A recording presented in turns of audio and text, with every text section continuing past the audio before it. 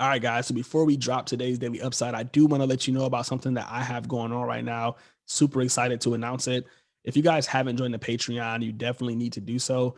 Every month, or it's been like every week, I've been giving away, boxes of cards. Last week we gave away 2019-20 Optic Mega Box.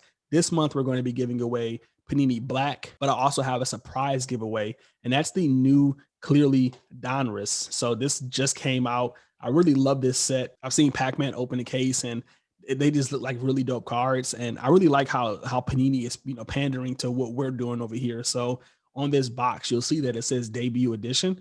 So this is going to be the debut of Clearly Donruss, and it's looking like it's going to be a set that's going to stick around. So really, really rare cards in this. If you get one of the hollow mosaics, those are just like crazy rare according to Panini. And yeah, you guys got a chance to, get this for free. All you have to do is join the Patreon. You want to join the members only tier. I have a few spots left at $8, and then we kind of go to round two at $12. And yeah, every month, guys, we're just giving away cards. We're jumping in here with surprise giveaways. Who knows what we might give away next? So definitely join the community. We're coming out with videos every day. We're giving away cool stuff, and we're just having fun here with sports cards. So yeah, probably going to be opening this later today. So if you haven't signed up, you still have a little time left. I'm probably going to aim for around 5 p.m. Eastern time. So definitely check it out. I'll see you guys in the Discord. Let's get into Daily Upside. What up, doe, everybody? Welcome back to Daily Upside, the show where we talk about sports cards news, all things sports every day. Got a pretty exciting episode for you guys today, and I'm just going to jump right into it. We're going to hop in here with some NBA news. It's looking like this season is going to start next month. That's insane, but I get it. It's a business. A lot of these guys had time off, and outside of like the Lakers and the Heat, maybe the Nuggets, a lot of teams just haven't played that much. So it definitely makes sense from a business perspective.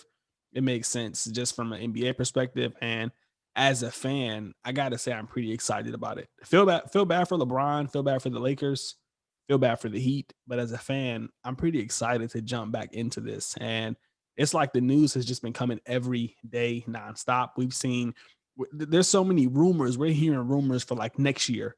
So as you guys probably know, there's a lot of talk about the Warriors looking to do some things to pick up Giannis. There's just all type of different trade scenarios. They're talking about, moving Andrew Wiggins and the draft picks. And, I think if they're going to trade Andrew Wiggins and they don't see him as a long-term fit, then it makes me question, like, why did they even let D'Angelo Russell go? I felt like he would have been a better trade piece. But yeah, I mean, these are some of the plays that they have. And I think, again, these are the kind of things we have to look at as investors, because sometimes we have to start buying for the next year. Like if Giannis is going to play with Stephen Curry and Klay Thompson, then I need to be buying Giannis cards right now. I think we got so interested and so used to the quick uproar. We were making profit, month after month. You buy a card, you flip it for double by the time it got in the mail, that, we kind of forgot that some of these plays have to be long term. Some of these plays have to be strategic. Some of these plays have to be thought out. A lot of what we experienced last year was just the market going up. So, doing some research, reading these kind of, pieces of news, are the Warriors going to go for Giannis? Are they going to get Kelly Oubre? Because if they do, when they ball out, Kelly Oubre might be a guy you should be looking at. I mean, his cards are dirt cheap. He's young and he just doesn't get a lot of respect. So, he has that chance to be the third scorer on their team, but he also has the chance to be like a Markieff Morris or a Marcus Morris, where he could put up some points, but he's kind of a non-factor in terms of the hobby. So yeah, do some research on this. I've been reading this article and I like what I'm hearing about Giannis. I feel like Giannis is a buy for me. I think he's just an elite talent. Like it's just undeniable. I'm coming out with a list. I'm coming out with a lot of blog posts. I'm getting the Medium built for you guys. So I would say by next week, we should start seeing some blog posts. That's kind of what I used to do. We're getting back to that. And you guys are going to see a lot of the plays that I have inside my head. Of course, that's going to be, for the premium members, they're going to get that stuff first. And then, I'll report it to you guys a few weeks later via the podcast. So if you haven't signed up, you guys know what to do. And other news, Bleacher Report's talking about, some trade candidates. These are just some players that, might be gone. Bradley Beal, DeMar DeRozan, nothing to be too excited about. Like this list of players doesn't get me going. I don't want to buy cards of any of these guys outside of maybe Bradley Beal. But seeing these star players go does make me kind of think, who could be stepping up. So for example, if Blake Griffin gets traded, like, do I want to start buying Sekou Doumbouya? If Spencer Dinwiddie gets traded, does Timothy Luwu Cabarrot, if that's how you say his name, he kind of bought out in the playoffs. Does he get a chance to step up? If Bradley Beal gets traded, does somebody on the Wizards get a chance to step up? So those are the kind of things that I'm looking at. Obviously, they're going to get some players in return, so it's kind of a gamble. But if Blake Griffin's on the trading block, if he's going to be gone 100%, then some of those young Piston players look pretty interesting to me. I think Sekou Doumbouya might be a buy. I mean, he's a little expensive, for what he's produced and what he's done. But yeah, if they're going to go, then if DeMar DeRozan's going to go, do I want to start buying Lonnie Walker? Is it finally his chance to get some play time? So again, not excited about really anybody on this list. Whoa. But I'm excited about the potential here. So definitely look into this, see what you guys think, and do that research. What does it look like if Kevin Love gets traded? This is the worst website ever. So yeah, that's kind of that news in terms of the NBA trade scenarios. And this is kind of similar news here. This is a Bleacher Report article breaking down, 5 NBA teams that are going to tear it down. Again, same thing here, same mindset.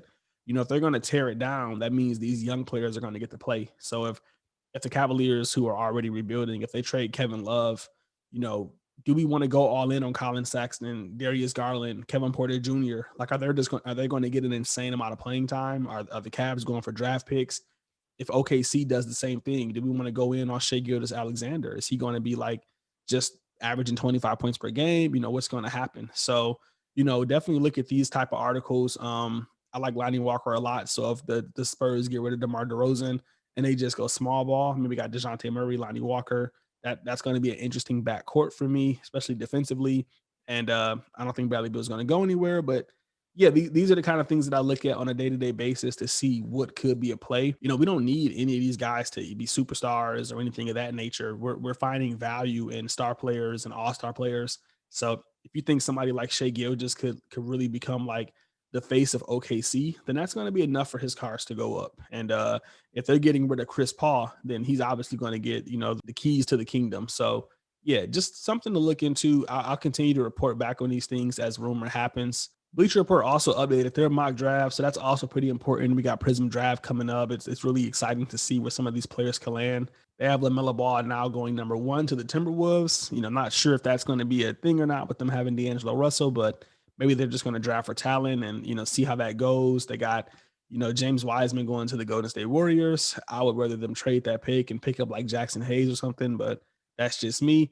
And, Anthony Edwards and so on and so forth. This is probably the most exciting player that we're all kind of looking forward to. Obviously, with Luka dominating the game, we just want this guy to be good. Hopefully it's not a Darko situation, but he looks to have some really good talent. So yeah, definitely get familiar with these players. The next season is coming up. These are going to be the hot guys. And I think with this year's draft, it's going to be the players that are kind of like within like the 12, 13, 14th pick that are going to be the real values, that late lottery. So, get familiar with them. This point guard, Killian Hayes, like he might be a beast. There's a lot of sleepers here. And a lot of these players down here can actually play, so definitely looking into this. I'm really excited to see where RJ Hampton goes. I'm a big RJ Hampton fan. I think that he's just an elite talent, great ball handler. He could have been a top tier pick had he had gone to college and did his thing. So yeah, look into the draft, get familiar with it, because that's how you're going to make money next year. So yeah, that's it for kind of the rumors right now. I'll keep those coming. And other news and sports cards news, I was looking at Card Ladder and they had this news feed feature. If you guys haven't checked it out, definitely recommend it. It kind of gives you some information on what's going on in the market on a day-to-day basis. So as you can see here, they made some reports on this Tom Brady contenders card. And according to them, this is the highest like this card has ever sold. This is a PSA 8 Tom Brady playoff contenders rookie auto, population report of 81.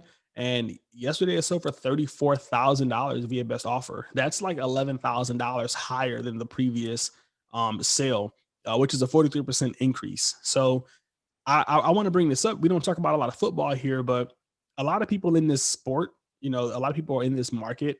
They're not just investors. Some of them are fans of the game and they just want the top card of their top guy. And when you got a card that's limited, that's rare, of your top guys and there's only like one or two listed, sometimes you just got to pay that premium. Sometimes you got to pay that extra $2,000 or $5,000. I mean, chances are, I hate to be that guy, but if you got $25,000 to blow on a card, you probably got $34,000. So, when it comes to these rare cards, it's very similar to art where, you're like, hey, I paid 20,000 for this. I'm not willing to let it go unless it's worth my while. We talk about cards like stocks, but they're not really like stock. A lot of people trade stocks at a 3, 4, 5% gain, 10% gain, 20% gain. It's different with cards. If I'm risking $20,000 on a card and that player becomes legendary, I need my money back plus double for you to get this card from me, because otherwise I'll just keep it. You know what I mean? It's not a stock where it's just so liquid. I think we're kind of used to that because we've been buying Prism and everybody can have one. But I'm telling you, when you get into contenders, when you get into immaculate national treasures, like, even older Prism silvers, like these rare cards, when you get into Pokemon and hollows, you're just not letting them go for a few $1,000s more. If the person who won this card paid $23,000 for it, he has no incentive to sell it for 25,000 or 26,000. Like you didn't spend $20,000 to make, 10%. You just didn't. You spent $20,000 to make 50%. So I think these high end cards are just going to continue to get rarer and rarer. And I think the appeal for, these liquid cards are just going to go down. They're still always going to have a market, but they're just not going to have that same appeal. When I think of a card that I want of like Kobe or LeBron, or I don't want like the Topps Chrome. I want that refractor. I want that limited card that nobody else can have. I don't want my neighbor to say they have the same card as me. So yeah, think about that when you guys are investing into big players. I know a few of you are over there sitting on 10 Luka Prism Silvers, when you probably should trade a few of those in and get something a little higher end to kind of hedge that bet. So, big kudos to this this playoff card of Tom Brady. I mean, this is such an iconic card. Look at the auto. That's yeah, all time great card there, and it's probably just going to keep going up. So yeah, according to Card Ladder, the same thing happened to Giannis. We see his select silver, BGS 9.5, all 9.5 subs, sold for a record high of $6,510. This one hurts. I sold this card early last year. Early this year. I sold this card early this year. I remember selling them for like 1750. I bought them for like 700 and somebody offered me 1750. Actually, the first one was like 13 something. The first guy, he was like, hey, I'll give you 1300 for it.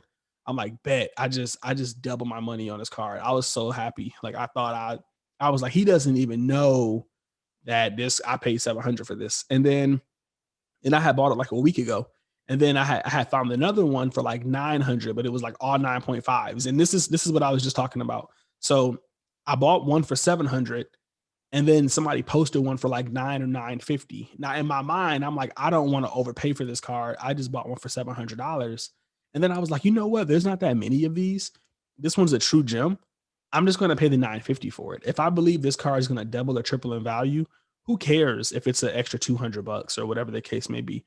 So I paid 950 for it, and then I hit up the same guy. I'm like, hey, I have another one, true gem, and he's like, I'll give you $1,700. In my mind, I just spent like $1,500, but I just made 3,000. I'm jumping up and down. I'm like, I am the greatest investor of all time, and now they're going for $6,510. So that stings, but that's the market, But I said that to say is that sometimes you got to overpay for these rare cards, guys. I know you want to get the bottom. I know you want to be the best investor. You want to brag about how you got a deal. Look, it's just going to hurt you in the long run when it goes up, because we're talking about one of the top rookie cards of one of the top young talents in the NBA. They're getting it for a deal probably won't happen. So really excited to see this card go up. I think this is a testament that these silvers and these rare cards, they're just going to keep going up higher. They're just going to keep getting rare. Because once you get one, once you pay 6,000 for one, you just push the value up. You just push the entire market cap up. If it was going for 4,000 and then it went for 6,000, now everyone is now the new bottom is 6,000, and no one's going to sell their rare card at the bottom. So I wouldn't be surprised if the next one sold 7 or 8. I'm buying rare cards right now because of this reason. I know celebrities are going to get in this game. I know top people are going to get in this game. And look, people are making a lot of money off sports cards, so their capital is going up. Their taste is getting more expensive. So I think that's something to think about. We all started with a couple $100, couple $1,000. Now we're like, all right, we 10x. Now instead of being $1,000 man, I'm the $10,000 man. And if I learn one thing from photography is that once companies become, richer, or once companies become more successful, they're no longer interested in the $500 photographer. They have a $10,000 budget. They're going to go spend $10,000 on a photographer. So it's the same thing with sports cards. It's the same thing with anything. When your budget gets higher, you don't like bargain shop. You want the big boy. So if you're in a position to kind of buy these cards or look at these cards, I think that's a smart money. At one point in time, I thought having 10 regular selects was the play, but now I'm like, it's too easy to get one. I'm not saying those cards won't go up. I'm not saying that these cards can't go down, but I'm going to bet my money on the rare card because that's the game we're playing. It's a rarity game. What else we got here? Speaking of high end cards, another one ended recently, and that was the select silver courtside of Luka Doncic. This is a BGS 9, and it's sold just under 10,000. So for $9,379. Insane amount of money. Luka's courtside silver has now surpassed like Trey Young's courtside PSA 10. Doesn't make sense to me. I love Luka, but there's no reason that his BGS 9 should be going for the same price as Trey Young's courtside PSA 10. I think courtside is going to be an all-time card. I think it's going to take over for the rookie. A lot of us think that these things have already been decided. They're not. They haven't been decided. I think select courtside is going to be the rookie card that we all go back and try to get when it's all said and done. It's just super rare, and it's just extremely unlimited. I was looking at this PSA 10, and it's at 30,000, and I'm like, look, 30,000 for this card no longer seems like that. Like it doesn't seem that bad. It's just super rare card, and it's impossible to pull. I mean, if you just to get a case of select is thousands and thousands of dollars, like $20,000. So like, why wouldn't the top card in that case be worth that much money, especially with a PSA 10? So we all know these are extremely hard to grade. If the BGS 9 is, and granted, they have some good subs, 9, 9.5, 9.5, just a little off in the centering. So this is super close to being a BGS 9.5 or a PSA 10. But in my mind, it's just like, if you got a guy like the BGS 9 selects silver, courtside silver, is now going higher than the Prism PSA 10 silver. Like, so if you got a guy and you see a select courtside silver, it might be a good idea to pick him up, especially if it's cheaper than his Prism PSA 10. We've got the data. We've seen these cards are going to continue to perform and continue to go high. They're just going to be right up there with, national treasures. Like they're going to be impossible to find, and they're going to be impossible to get from anybody who buys one. So if you got a guy, you might want to get his select courtside, whether it's a base or silver or a zebra or a tie dye. You just got to get one, or you're not going to have one. Speaking of Trey Young, I think his courtside silver and his courtsides are a bargain right now. But I noticed that some of his cards are starting to move up in price. Over the last month, Trey Young's up 13% for his Prism PSA 10. And I'm sure if I looked at any other Trey Young card, we can kind of see the same thing. And if we're looking at, where it popped off at, it actually hit $505, and it started at 421. So, they kind of went up, somewhere near 20%. I think Trey Young's cards are going to continue to trend. I'm really interested to see what the Hawks do for the NBA draft. They just have so many, opportunities to make some plays. They can bring in a superstar. They can give John Collins a max contract. They can trade their draft picks. They can trade their young core. They can go either way. They have a solid team. They have bench players that can score. They're young, but DeAndre Bembry can score. Kevin Huerter can score. They're not far away from some of the top teams in the NBA. I know that sounds crazy because their record's horrible, but trust me, once they start to develop and get that confidence and everybody comes back healthy, they're going to be a team to kind of, make a surprise playoff appearance. And I think Trey Young's just going to be all time. I think he's the best show in basketball. I love Luka. I love Luka.